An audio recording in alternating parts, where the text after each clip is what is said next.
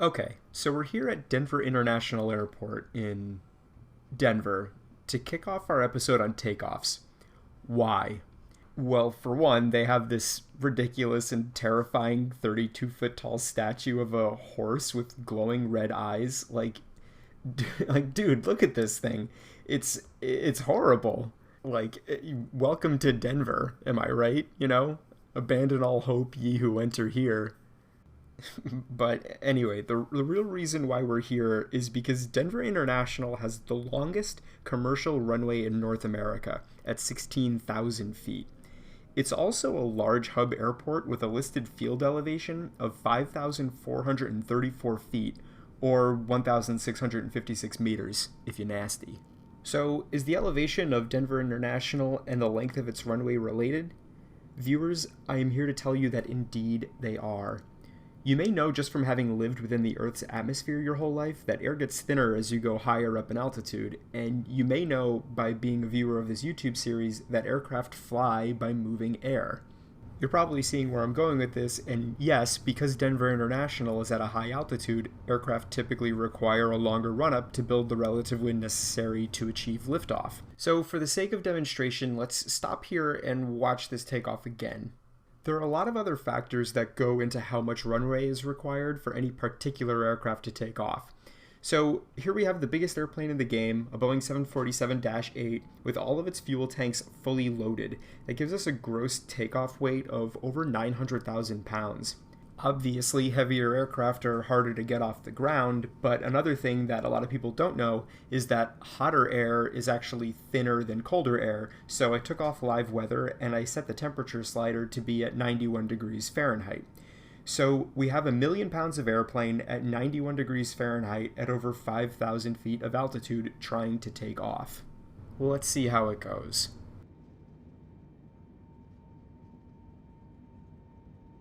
Okay, I'm not going to subject you to this entire thing. The point of the demonstration is that it took almost the entire 16,000 feet of runway and a full 75 seconds to get this thing off the ground. For contrast, let's take the same plane, but let's take off at Miami International Airport, field elevation of only 9 feet.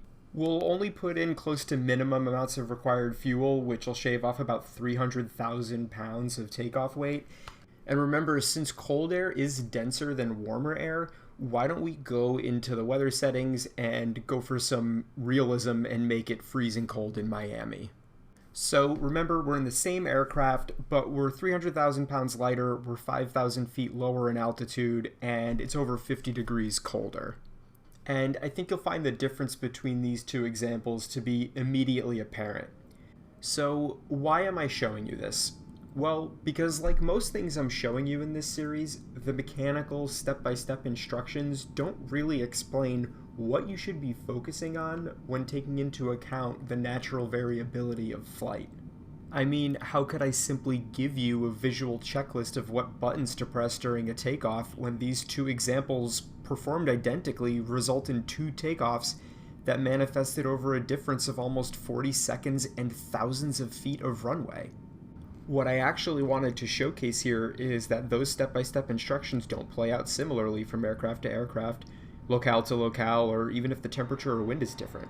I went back and forth on whether or not I wanted to devote a section to explaining the science behind how all of these different factors affect the air and how the aircraft instrumentation displays it, but in the spirit of this series' intent of distilling flight down to the purest essence of what you need to know to do all of these things properly, I decided against it. I might do a separate episode on meteorology or something in the future, but for now let's just focus on how to take off properly regardless of aircraft, weight, or conditions. So back in episode 1, we talked about how you gain altitude by going faster, and taking off is mostly just a demonstration of that. But if you want to do it correctly, we need to talk about something called V-speeds. V-speeds are like speeds at which the aircraft is rated or not rated to do things. There are a ton, like VNE, which is the never exceed speed, speeds for when you should gear up or retract or extend the flaps, and while these aren't exactly recommendations, they also aren't hard and fast rules, but you do want to adhere to them as closely as practicable for the most part. But before we get into the V-speeds I want to teach you about in this episode, I need to do a little disclaimer. The entire concept of V-speeds didn't really exist until the jet age, and if you want to know why it took them this long to come up with something that seems this important, I pretty much explain why in the introduction episode for this series. What they are is essentially mathematical shorthand, a way to give pilots a general idea of what speeds they should focus on while doing things without forcing them to learn all the math behind aerodynamics.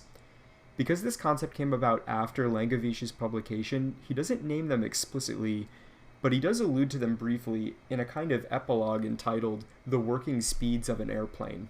And so for the disclaimer part, if you've ever spent any time around small GA airports, you'll know about the old guys. Every small airport has like 5 or 6 really old guys who have been flying since forever and are always at the airport. Some of them are Korean or Vietnam War vets, some are pompous cranks with aviation blogs. All of them have great stories, but if you ask the 6 old guys about V-speeds, you're going to get 12 different opinions. I have a few theories on why it's become so divisive an issue to try and put one number, no matter how conditional, as a benchmark to follow during the most volatile and crucial stages of flight, but I won't bore you with them. So suffice it to say that they are, so take the rest of this episode with a grain of salt, knowing that you may get contradictory advice elsewhere. So that's the deal with V-speeds. I find that for beginner pilots it's a pretty good jumping off point, and since we're just talking about a video game, I think it's a really good place to tastefully minimize the complexities of takeoffs and climbs.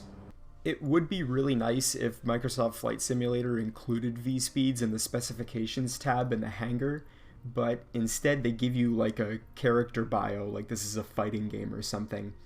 I hate to give you homework, but a quick Google search for the V-speeds of any aircraft should net you some results. If you get lucky, you might even find a PDF of the whole pilot's operating handbook, which will have a lot of cool stuff in it, but all you really need is 2 things. The VR speed, which is pretty easy to explain, and the VY speed, which is not.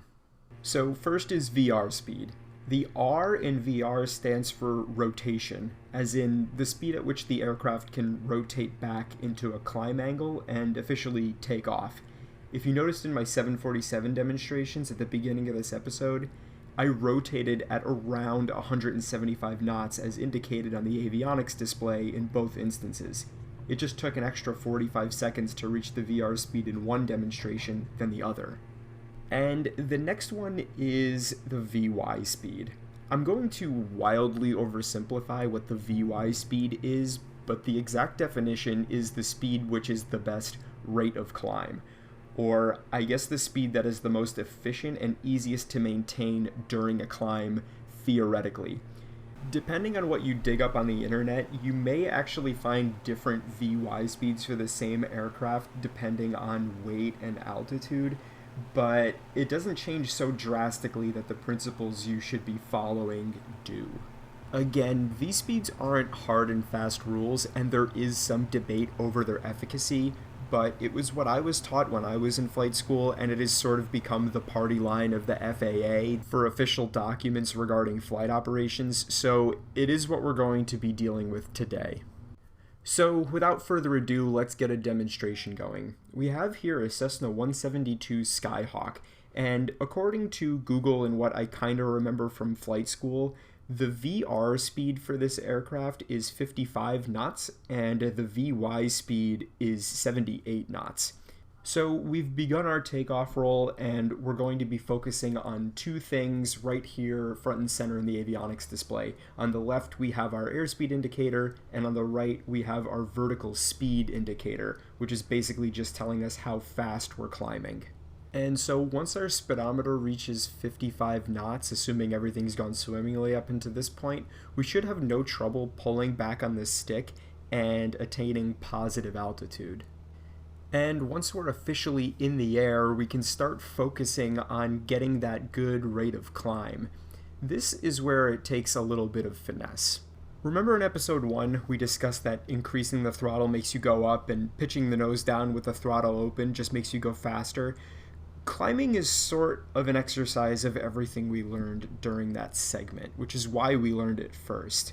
If we find that we aren't going fast enough, we don't increase the throttle because usually it's open all the way already, but slowly leveling off the aircraft will. If we find that we're going too fast, we can pitch the nose further up. The idea is not to micromanage the controls of the aircraft if the speed isn't exactly what the VY says it should be. The idea is to get close enough and then to make sure that it doesn't fluctuate wildly, and as long as that's the case, we should see a nice steady climb, and that's really the best we can hope for. Different aircraft are going to behave wildly differently, and there are going to be some instances where you will have to power down immediately after takeoff, otherwise you'll just take off like a rocket if you try and maintain a certain speed. But again, all of this stuff takes practice, and the purpose of the V-speeds is to give you something to aim for so that you're not just going completely wild once you get into the air. The last thing you want to do during a climb out is to just go off of feel and either not climb fast enough to clear any obstacles or climb too fast and run the risk of a stall. The instruments are your friends, and V-speeds are a good starting point. So get out there and start practicing, and I'll see you next episode.